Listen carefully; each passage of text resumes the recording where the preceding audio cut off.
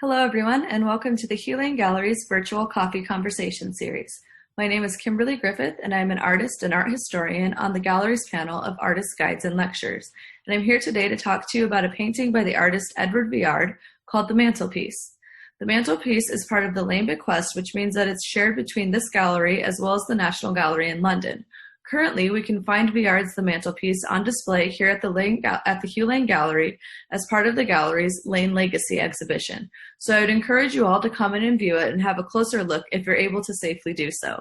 Without further ado, however, I'll minimize myself now so that we can take a closer look virtually at this painting and speak more about the artistic practice of Édouard Vuillard, his history, and this painting in particular.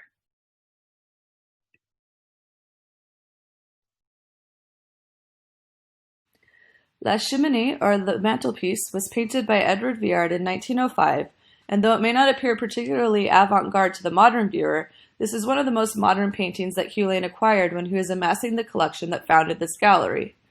Vuillard was the only more modern artist who was working after Impressionist, who sometimes thought of as a post-Impressionist, whose artwork Lane chose to purchase.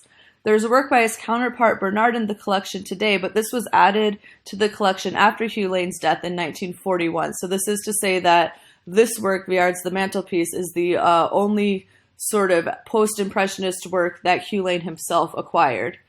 And this is because the scope of Hugh Lane's collecting of works of art that would have been contemporary at his time more or less stopped with the Impressionists. His taste didn't favor the new techniques being utilized by artists like Van Gogh or Gauguin, and he rather seemed more interested in collecting works by foundational Impressionist artists and their peers, as well as works by artists like Courbet and Corot from the Barbizon school, whose ideas had a direct influence on Impressionism. So this work by Vuillard is somewhat of an outlier, though in my opinion we can see it clearly in Care to Impressionism and the utilization of Impressionist-influenced brushwork, it is clearly moved beyond a strictly Impressionist viewpoint. This is an oil-on cardboard, which is a substrate that Vuillard favored, and we'll talk more about why he favored painting upon cardboard as we move through our conversation, but just to sort of note that kind of interesting material that he chose to paint on there. And also framed, this painting measures 65 by 90 centimeters, so it's perhaps larger than one might expect when viewing it on their computer screen, which is why I would encourage you, if you're able to safely do so, to come view this painting in the Hugh Lane Gallery, as it's currently on display as part of the Lane Legacy exhibition. This painting was originally acquired from the artist by the Bernheim-Jeune Gallery from Paris in 1906, and it was in Hugh Lane's possession by 1908. It was originally lent by Bernheim-Jeune to Lane's first exhibition of modern paintings at the Municipal Gallery in Belfast in 1906. And this was an exhibition that Hugh Lane put on in Belfast to sort of promote and raise funds and gain awareness for his goal of establishing the Municipal Gallery of Modern Art in Dublin. This painting was hung in the original exhibition of the Municipal Gallery of Modern Art at Clonmel House from 1908 to 1913 in the room French Impressionists and Others. So Lane's clearly sort of putting Vuillard's painting here in with other Impressionist works or works by artists that were influenced by Impressionism, which we can again clearly see here. As I mentioned earlier, this painting is part of the 1917 Hugh Lane bequest, and this means that it's part of the group of 39 continental paintings that those supporting Hugh Lane's project for a Municipal Gallery of Modern Art in Dublin and the National Gallery of London fought over the rights to after Hugh Lane's untimely death aboard the Lusitania, and this was all due to an unwitnessed codicil in Lane's will. Today, while most of these 39 paintings are housed in the Hugh Lane Gallery's collection, 8 of the works that were the most highly contested between this gallery and the National Gallery in London are shared between the two galleries. These 8 works are La Musique aux Tuileries and Eva Gonzalez by Manet, Les Parapluies by Renoir, Sur la Plage by Degas, Jour d'été by Morisot, Lavacour under Snow by Monet, Printemps View from Louveciennes by Pissarro, and Vuillard's The Mantelpiece. This is sort of interesting to note and also kind of ironic because as late as 1914, authorities both in Dublin and London felt that many of these paintings, including Les Parapluies, Lavacour under Snow, and Vuillard's The Mantelpiece, all weren't worth hanging, which was part of Hugh Lane's frustration during his lifetime in trying to establish this Municipal Gallery of Modern Art in Dublin. However, after that and after Healing's passing, this painting was exhibited at several renowned galleries such as the Orangerie in Paris, London's South Bank Centre, the Van Gogh Museum in Amsterdam, the National Gallery of Art in Washington, D.C., the Grand Palais in Paris, and the Royal Academy in London as recently as 2004. And that's all just to say that it's still very much a referenced and sought-after work today. That's kind of Vuillard and his work has sort of stood the test of time, and he's one of our more famous kind of painters that are working after Impressionism. So we'll talk a little bit now about Vuillard's upbringing and his early life.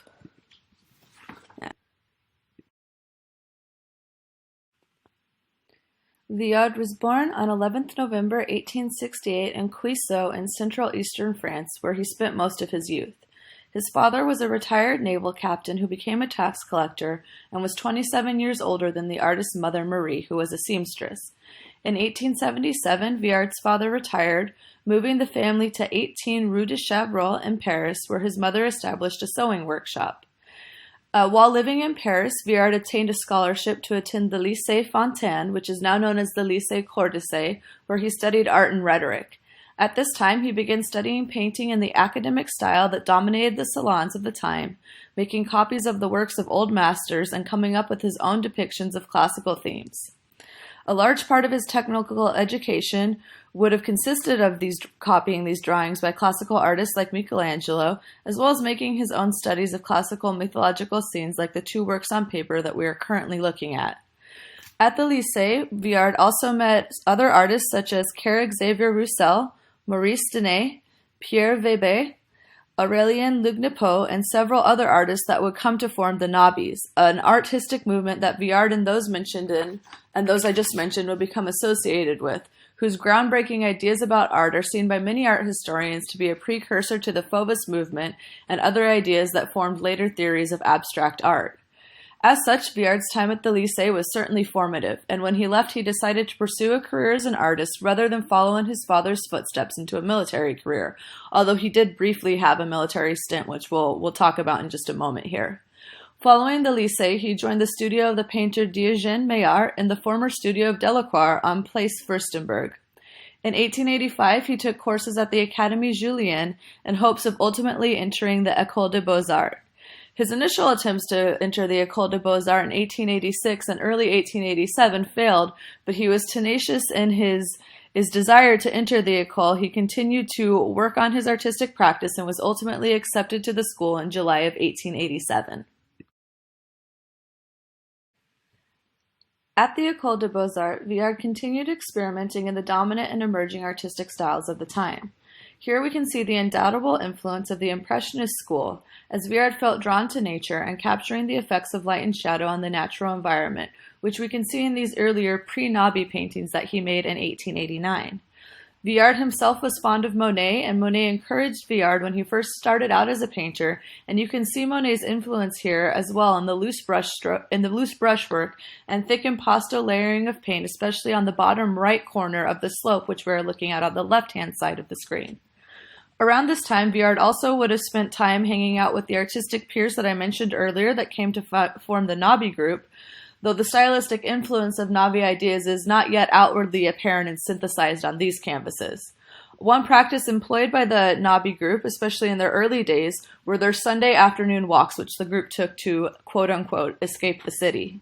Here, Vuillard would have followed one of his driving artistic impulses, which was the desire to depict his impressions of nature. Like the Impressionist painters, Vuillard wanted to paint the natural landscape in the way that his eyes perceived it.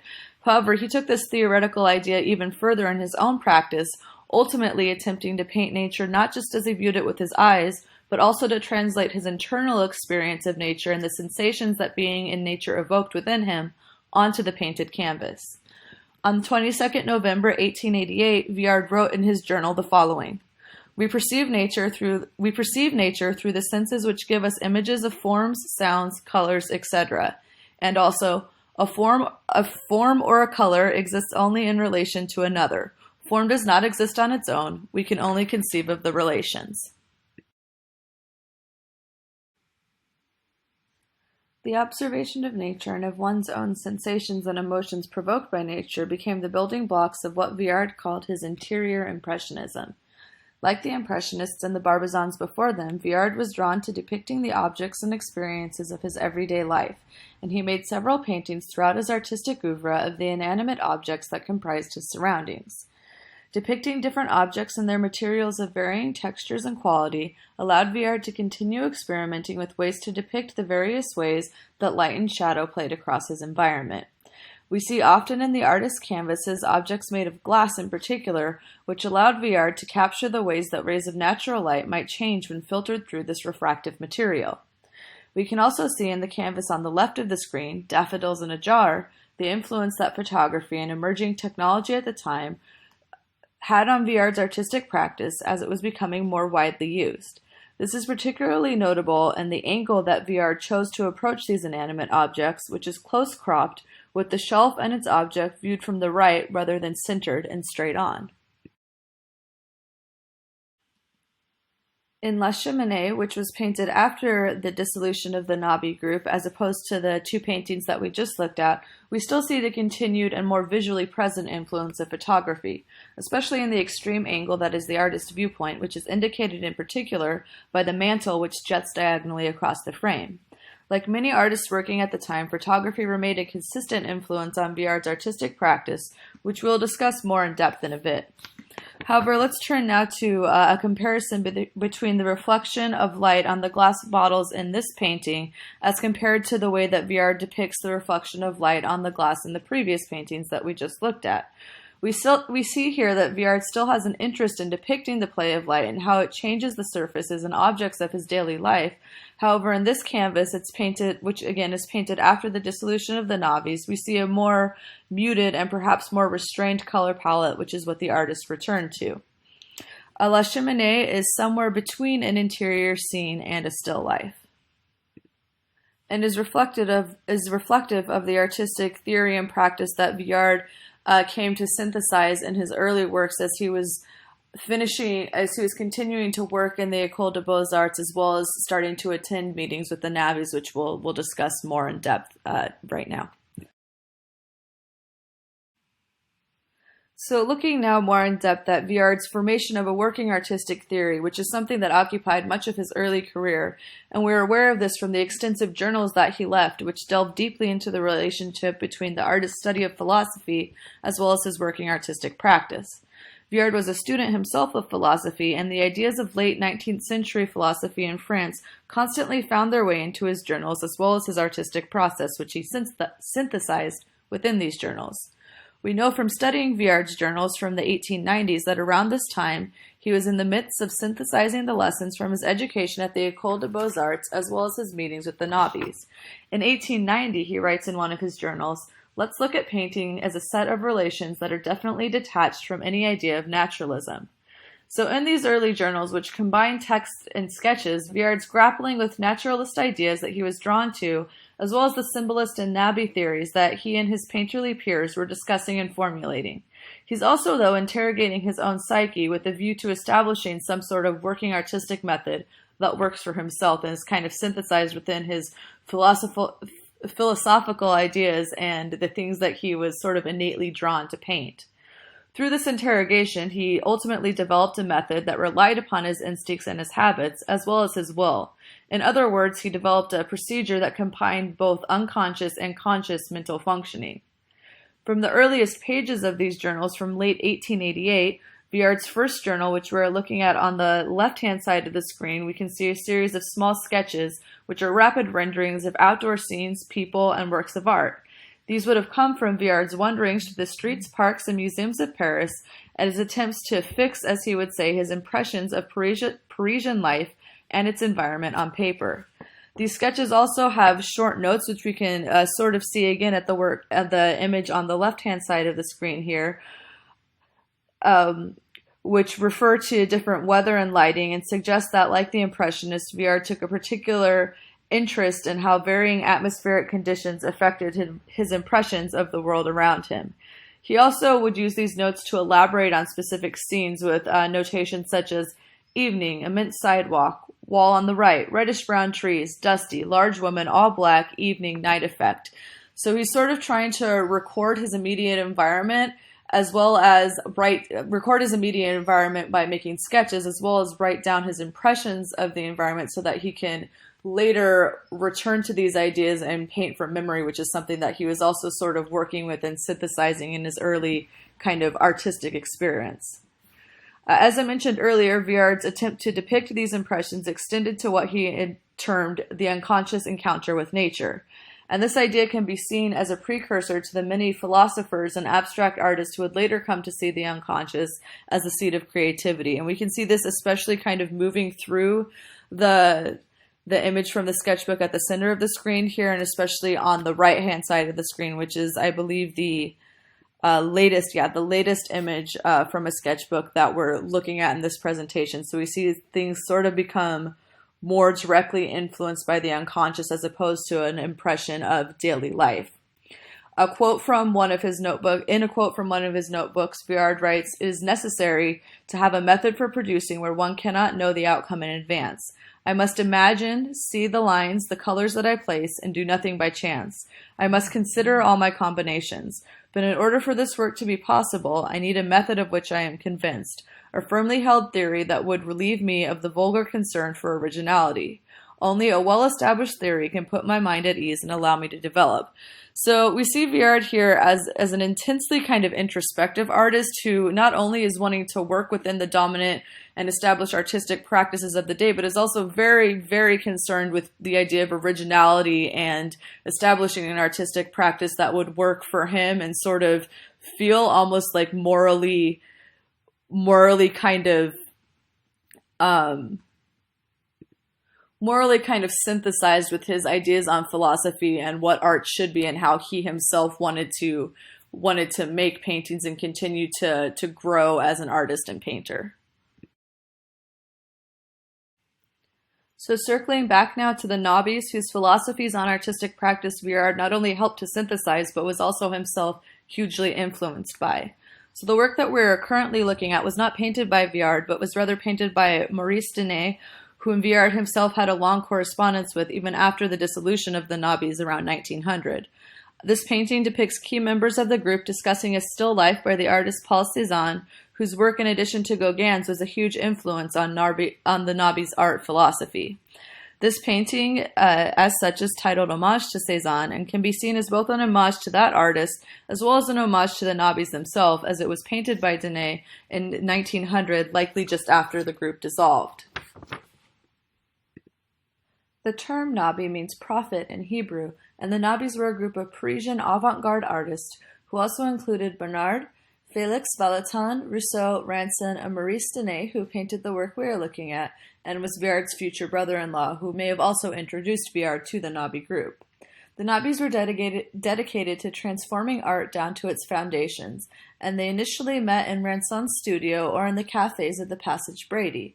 They used coded nicknames, and Vuillard's Nabe nickname was Nabi Zouave because of his military service. Vuillard did serve briefly in the military after the outbreak of the First World War as a highway guard, and then he later briefly served as an official artist to the French armies in Vosges, V-O-S-G-S there, where he created a series of pastels. Vuillard himself began to attend Nabi meetings in late 1889. The Nabi started out as a semi-secret, semi-mystical club of artists who were becoming disillusioned with the teachings of the École des Beaux-Arts, and the painting we are looking at on the left became known to the Nabis as the Talisman, and also known as the first Nabi painting. It was painted in 1888 by the artist Paul Serussier after he traveled to Brittany, where he created a nearly abstract painting of the seaport composed primarily of areas of color under the direction of Paul Gauguin. The Nabi group then was originally formed by Serussier and consisted of Pierre Bernard, Marie Denet, and Paul Ranson, who frequently hosted Nabi gatherings in his apartment. In 1891, Vuillard was a part of his first exhibition with the Nabis at the Château of Saint-Germain-en-Laye, which was a former palace and today is known as the National Museum of Archaeology. During this exhibition, Vuillard showed two paintings, including The Woman in a Striped Dress, which we're looking at on the right-hand side of the screen. In this painting, the titular figure nearly disappears into the heavily patterned background. Artistic theories synthesized in this painting include a preoccupation with form and color, which was a primary Nabis method and was the attempt to make paintings which consisted of areas of pure color where the subjects would blend into colors and patterns, as we see in the painting by Vuillard, again on the right side of the screen here. We can also see a Japanese influence in this painting, and particularly the influence of Japanese wood block prints, an artistic practice and medium that was highly influential to the Nabis as well. And they would have been exposed to Japanese wood block prints as they were shown in the gallery of the Parisian art dealer Siegfried Bing, who interestingly is also the same person who gave Art Nouveau its name. And Siegfried Bing had an exhibition at the École des Beaux-Arts in 1890 of these wood block prints. Vuillard himself had a collection of about 180 wood block prints, which we can sometimes see in the backgrounds of his paintings.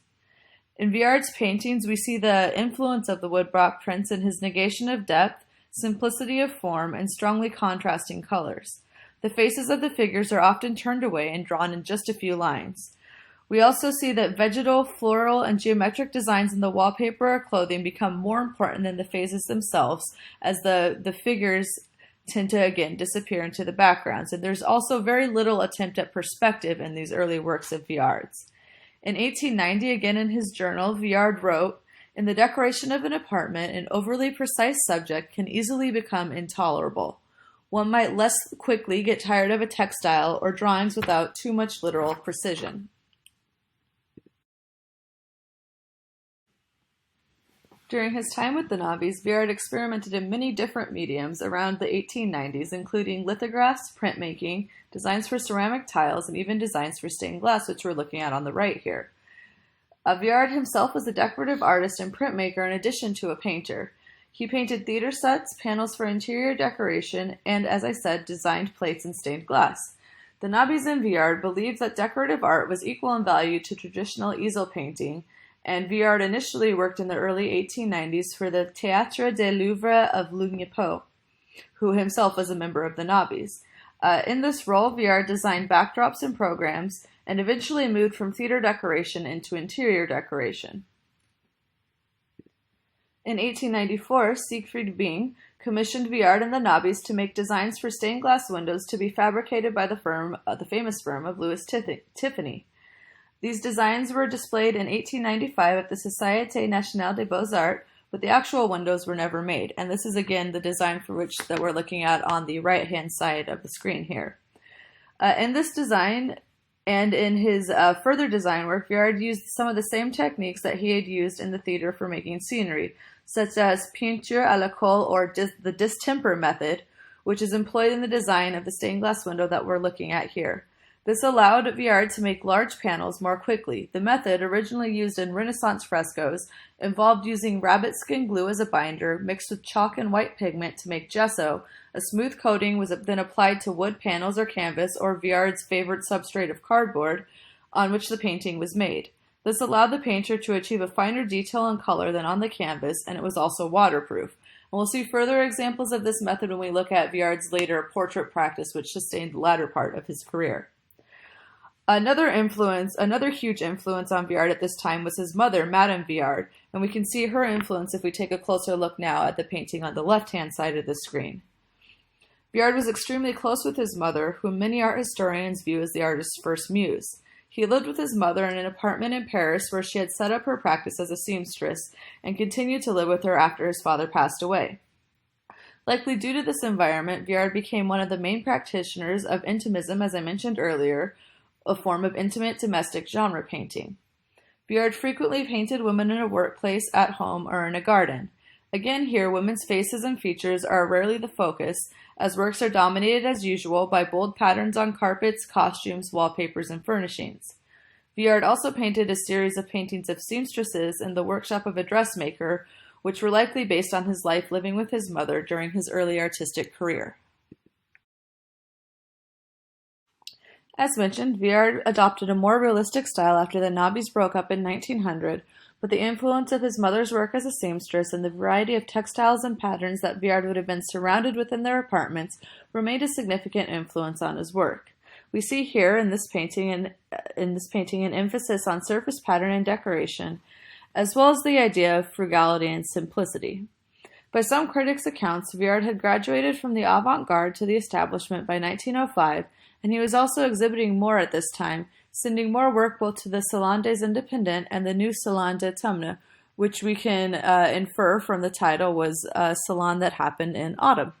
The Nabis split up around 1900 due partially to the divisive event of the Dreyfus Affair, and at this time Vuillard started painting more outdoors rather than working from memory and the unconscious, using natural light as a resource, which became a primary focus of his painting. He continued painting interiors, but they increasingly featured a greater range of light and color, more depth, more distinctive features, a richness of detail, and an overall warmer color palette, which we can see here in La Cheminée. We can see this specifically in the detail of the wallpaper in the background, as well as the detail of the marble of the mantel. We also see details such as the end of a bamboo-framed mirror visible above the mantelpiece, and a painting hung on the back wall, as well as some white rags drying on a clothes horse to the left-hand side of the painting. This painting was painted in the artist's room at Chateau Rouge in Amfreville in Normandy. The chateau was rented for the summers of 1905 to 1907 by the artist's good friends Jos and Lucy Hessels. On the reverse of the canvas in conservation, it was discovered that there is a sketch of a woman with children and a dog on the beach with pieces of sand embedded in it, which tells us a couple things. First of all, it's likely that, as I just mentioned, Vuillard was taking his canvases outside and working out of doors more often at this time after the Nabis dissolved and he started to continue to develop his own artistic practice independently. And also we can infer that perhaps, and this is just sort of my interpretation and a hypothesis here, that it could be a portrait of Lucy Hessels, who became the artist's longest muse and who had an enormous impact on his later life and career. So we'll talk now a little bit more about Vuillard's significant relationship with Lucy Hessels and the impact that she had on his life. Lucy Hessels was born Lucy Rees and was the daughter of a rich textile merchant. When she married Jos Hessels, he was an impoverished journalist, and it is likely due to Lucy Hessels' societal position that Jos Hessels was then able to rise to become a senior partner of the Bernheim Jeune Gallery. Vuillard met the Hessels around 1900 and soon became one of the Hessels' primary artists, if not the primary artist of the couple.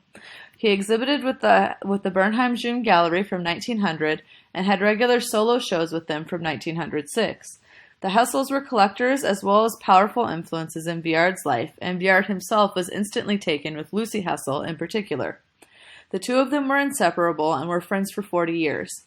The painting on the left was likely painted in Lucy Hessels' boudoir at the Rue de Naples. He painted her here numerous times, and in describing the relationship between Vuillard and Lucy Hessels, Vuillard's nephew wrote of Lucy Hessels that her smile ensured his serenity, referring, of course, to how important she was to Vuillard's life and her moods and all of that. Vuillard's nephew also said that Vuillard was always in her drawing room at the Rue de Naples, and in both of these paintings, we see Vuillard capturing the different aspects of Lucy Hessels' vivaciousness and strong personality. She was nicknamed the Dragon, and her distinctive presence may have acted as a sort of counterbalance to Vuillard's more reserved nature. She was very possessive of him, and the two were extremely close and had an emotional bond. Vuillard, as I mentioned, was hypersensitive to Lucy's moods and any potential disapproval or other feelings of hers. Historically, though, we know of no explicit relationship of the two between the two or of them being lovers. However, it is worth noting that as most of the information that we have about Vuillard's sort of personal life and practice comes from his journals, it's worth noting that he had plans for his journals to be published 40 years after his death, so as such, he might have considered what he was recording at the time. It's also worth noting that Vuillard used these journals more as a space to work out his ideas and the synthesis of art and philosophy, as we have seen, and that he was especially prolific in this recording sense more so at the outset of his artistic career and wrote in them less later at the time that he and Hessels' relationship would have been developing.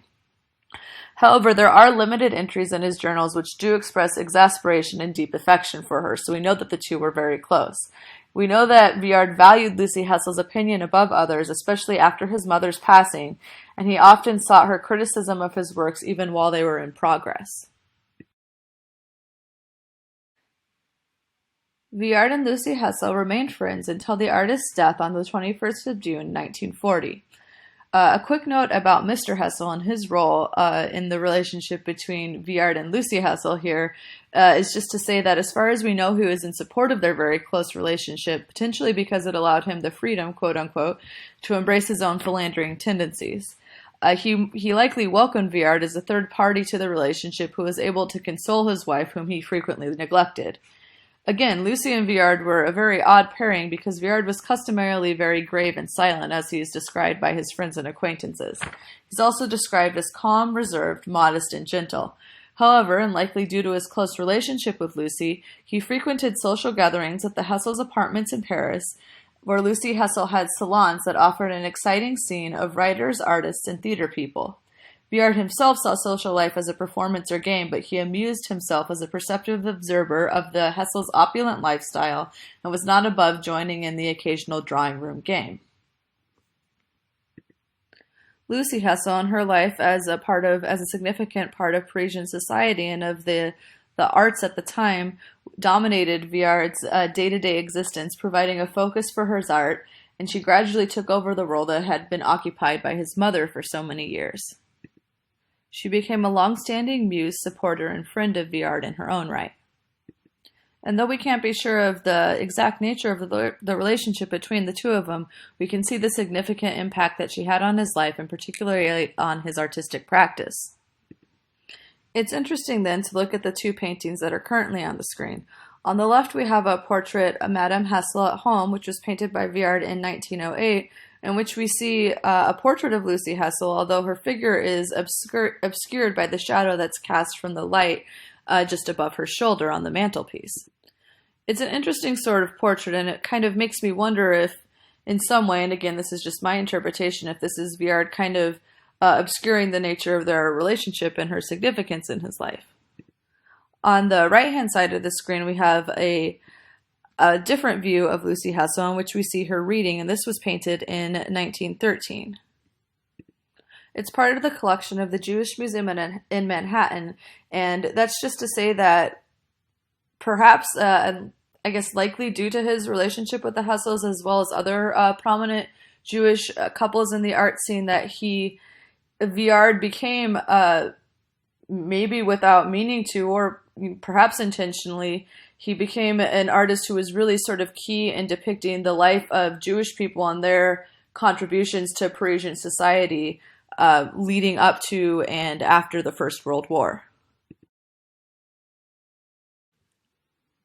This painting, a later portrait of Lucy Hessel, might be interpreted as showing the impact that Lucy had both on the artist Vuillard himself and on the larger art world of France. It's also an example of the portraiture that sustained the final phase of Vuillard's career. In the 1920s and 1930s, he painted a series of portraits of prominent French figures in the arts and industry in their familiar settings. So we see Lucy Hessel here in her familiar settings, in her interior surroundings, where we can view the Hessels' extensive art collection hung on the walls in the background. There's a familiarness in Lucy's gaze here, which in my opinion applies the intimacy between Lucy and Vuillard. Also, I think significantly, we have a gentleman in the background, presumably Jos Hessel, who, though present, fades into the detailed interior space and does not appear himself to be overly concerned with the scene in the foreground.